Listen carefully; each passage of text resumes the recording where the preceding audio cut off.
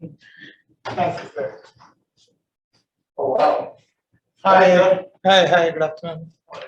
Hello. Good afternoon. I've got a slight problem. Yeah.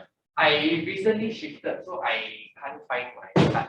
Oh, that's not. Yeah, so I think just need to let you know my name. Yeah.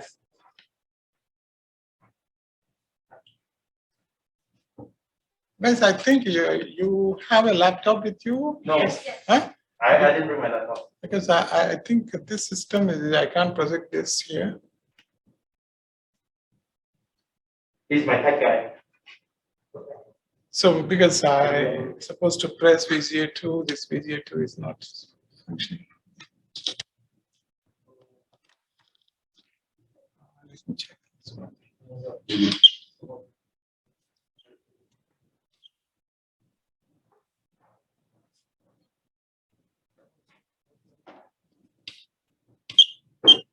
I think Hey, John. Bring a laptop.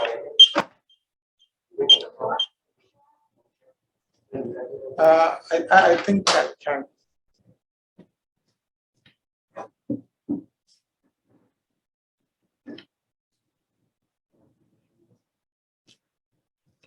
So how was so far? Yeah, it's Is okay. it tough or okay? Manageable? Okay. So in regards to the question on the assignment, it says focuses on The Singapore, data. Malaysia. So can we choose either? Yeah. You can choose some or a lot of data is available. Okay, so we don't have to choose both, right? Okay, thank you.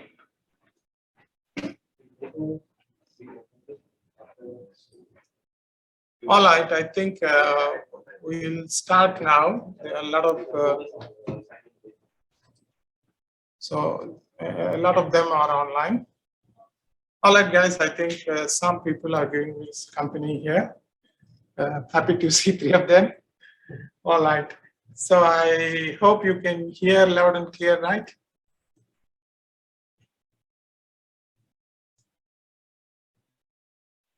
Guys, can you hear? All right. Yeah. So you can also see the screen, right? The chapter 8 confidence interval estimation. All right. Okay, so it's a hybrid mode delivery. So there are some students here and your guys are online. So we'll just go through what, okay, we left with one more session. So this session I'm planning to rather complete all the topics. So the last session in the next month, we'll be doing the exam preparation. And if you have any concerns about the assignment, I can also talk upon all that. All right. So now with this, we'll move on to the next topic. So the next topic is on confidence interval estimation. So in the last class, we were talking about sampling distributions. So I was asking you to differentiate, population distributions and sampling distributions. For sampling distributions, we need to apply the central limit theorem. So basically, sampling distribution tells us that the mean of the sample and the mean of the population both will be same. But whereas the standard deviation for the sample and standard deviation for the mean will be different. So we can write the standard deviation sigma for the sample mean x bar. So we can write this as the population mean over the square root of the sample size. So essentially, so this is the difference between sample distribution and population distribution. All right. So now we move on to the main objectives of this confidence interval estimation. Okay, so here we are going to construct and interpret the confidence interval estimates both with the mean and proportion. So, we are looking at the 2 characteristic variables. One is the mean and the other one is the proportion. So not only the confidence intervals, and we also do the calculation, what is the minimum sample size required to develop a confidence interval.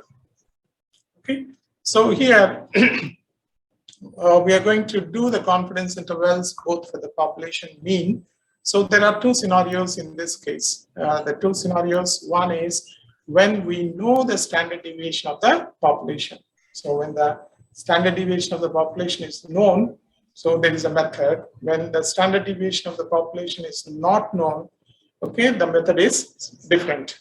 So we will be doing the two categories when sigma of the population is known and sigma is unknown. So the same logic we apply for the population proportion. So when the population proportion is known, so we apply the G statistics. When the population proportion is unknown, then we have to do the other distribution, which is known as the T distribution. Okay, and also we find out how to find the sample size required so that we can get the normal distribution for the sample.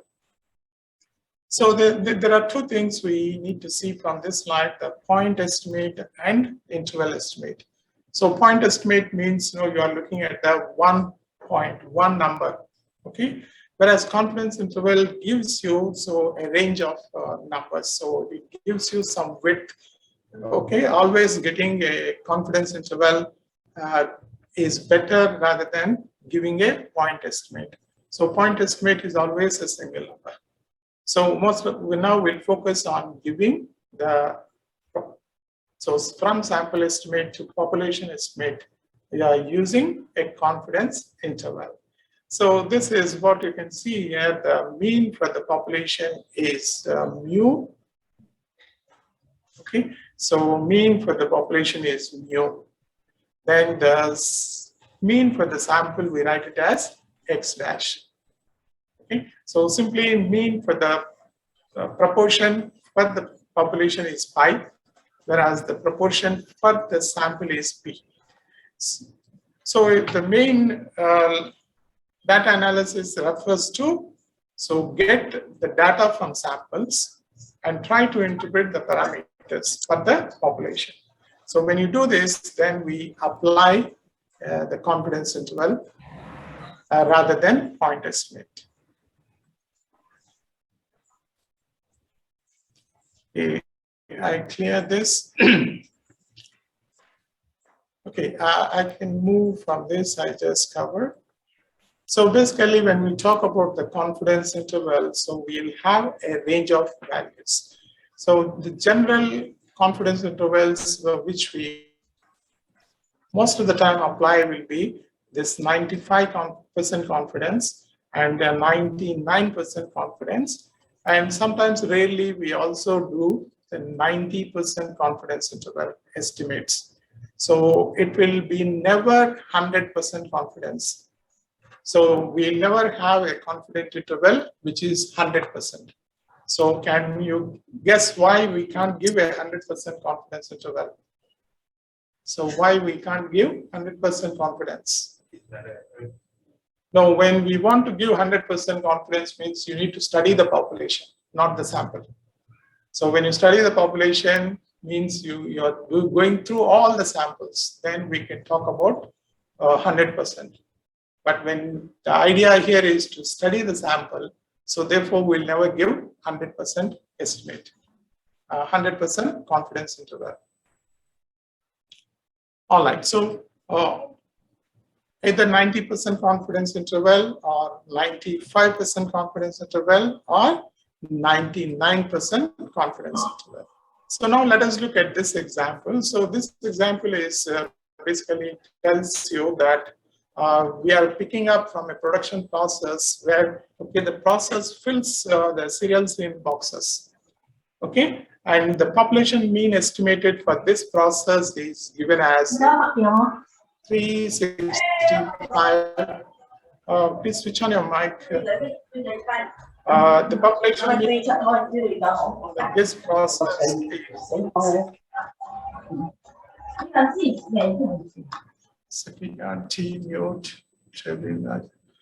Please mute, we can hear you. Trevin. All right. So what we are looking here is that in a production process of filling cereals into boxes, so the population mean estimated is or measured is 368, let us say grams. And for this process, the standard deviation given is 15. Okay, so for this process, mean is 368 and standard deviation is 15. Now we picked up a sample size of 25. Okay, to study whether for this sample mean is within the range of the population mean or not. So we take a sample size of 25, and now we do at 95% confidence interval, okay, for a sample size of 25. So when you do 95% confidence interval means that we take the probability as 0.95. Now for 0.95 from the normalized distributions, the Z value is 1.96. So this is the Z value for 95% confidence interval. All right. So now we can estimate what will be the population sample mean as X bar. Okay, this is the population mean plus or minus. We take the Z value as 1.96 because we are looking at 95% confidence. So for 95% confidence, the Z value is 1.96. So from the normalized tables. Okay, so then we take sigma over square root of sample size. So if you do this calculation, then we do the plus or minus, okay, the range for the sample mean or the population mean is we get 362.12 and 373.88. So the lower limit is 362.12. The upper limit is 373.88. So we get the two values. So this is what we can say is that now the population mean at 95% confidence interval. So we can say that the population mean will be between 362.12 and 373.88.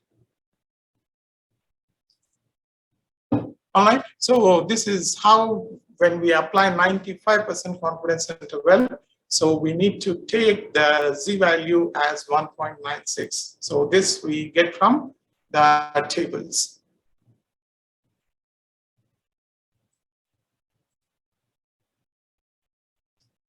All right, so how to interpret this?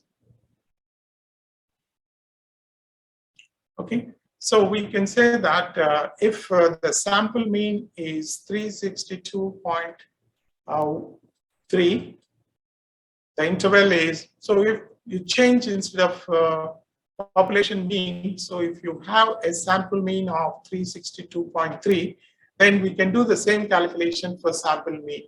So instead of population mean, so we can also take sample mean for the 25 samples. And for this sample mean, we can do the same calculation using the Z value of 1.96, that is at 95% confidence interval. And then we can see that the sample mean will vary between 356.42 to 368.18. So this will be the value for 95% confidence interval.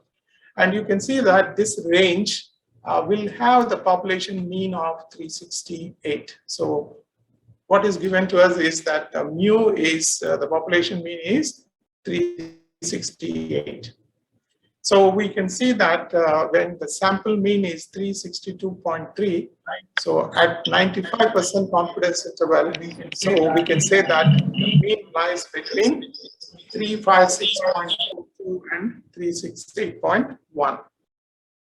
Okay, so what we can understand from this is that when the confidence interval is 95%, so it all depends on the sample mean value. So what happens when the sample mean varies? So when the sample mean varies, now we can see here, okay, at 95% confidence only, the calculations will show when the sample mean is 362.30. Okay, so at 95% confidence, we can say that the lower value of the sample mean will be 356.42 and the upper value is 368.18. Okay, now what is the population mean? So we know the population mean given to us is 368. Okay, from the problem. So the population mean given is 368. So now you can see that in this range, we can find the population mean value. Okay, so 368 lies between these two values. Okay, so therefore, the 95% confidence interval contains the population mean when the sample mean is 362.3. So when sample mean is now, let us look at the second category, 369.50. So when we do the same calculation for 95% confidence, taking the z value as 1.96, then the lower limit for the sample mean we get is 363.62. The upper limit is 375.38. So in this case also we can say that the population mean 368 lies between these 2 points. Okay, so it lies between these 2 points. But when the sample mean is 360, so when you pick up different samples, so what happens? The sample mean will be changing. Okay, so when you get a sample mean of 360, so at 95% confidence, we can say that the sample mean will lie between 354.12 to 365.88.